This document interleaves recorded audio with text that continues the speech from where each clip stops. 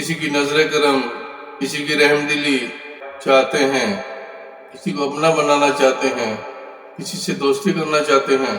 السلام علیکم، میں آپ کا شکر گزار ہوں آپ نے یہ ویڈیو دیکھنے کے لیے وقت نکالا ہے۔ اگر آپ کسی کی محبت حاصل کرنا چاہتے ہیں، کسی کی توجہ حاصل کرنا چاہتے ہیں، کسی کو اپنا بنانا چاہتے ہیں، یا آپ کی محبت آپ سے روٹھ گئی ہے اسے منانا چاہتے ہیں، یا آپ دونوں کی محبت کے کوئی مخالف ہیں انہیں اپنے حق میں کرنا چاہتے ہیں، اس وظیفے کو صدق دل اور یقین کے ساتھ کر لیں۔ عمل کرنے سے پہلے اپنی حیثیت کے مطابق صدقہ و خیرات لازمی کریں، اور جب آپ کا عمل ختم ہو جائے تو پھر بھی صدقہ و خیرات کر دیں تاکہ آپ کو اس عمل میں جلد کامیابی مل جائے اور جلد اس کے اثرات ظاہر ہو جائیں۔ عمل کا طریقہ یہ ہے، آپ سے گزارش ہے کہ آپ اس ویڈیو کو لازمی شیئر کر دیں تاکہ ان لوگوں کا بھی بھلا ہو جائے جو کسی کی توجہ، کسی کی نظر کرم، کسی کی رحم دلی، کسی کی حمایت چاہتے ہیں، کسی کو اپنا بنانا چاہتے ہیں، کسی سے دوستی کرنا چاہتے ہیں۔ شرط یہ ہے کہ اس عمل کو ناجائز نہ کیا جائے۔ بعد نماز عشاء کسی ایسی جگہ بیٹھ جائیں جہاں آپ کو کوئی ڈسٹرب نہ کرے، کوئی پریشان نہ کرے، مکمل تنہائی ہو۔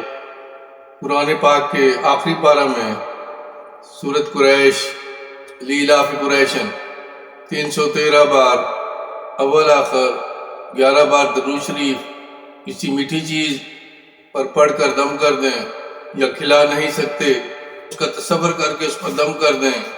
عمل پڑھتے وقت اپنے مقصد کو ذہن میں رکھیں اور عمل کے خاتمہ پر اللہ کے حضور دعا مانگ لیں کہ اللہ پاک میں فلاں کی توجہ حاصل کرنا چاہتا ہوں، فلاں کی حمایت حاصل کرنا چاہتا ہوں، فلاں میرے حق میں ہو جائے، یا فلاں کی محبت حاصل کرنا چاہتا ہوں، میں اس سے شادی کرنا چاہتا ہوں۔ اللہ پاک تو مسبب الاسباب ہے، سبب پیدا کر دے۔ صبح اٹھ کر گھر میں کوئی میٹھی چیز پکا کر چھوٹے بچوں میں تقسیم کر دیں۔ جس چیز پر آپ نے دم کیا ہے وہ آپ اسے کھلا دیں۔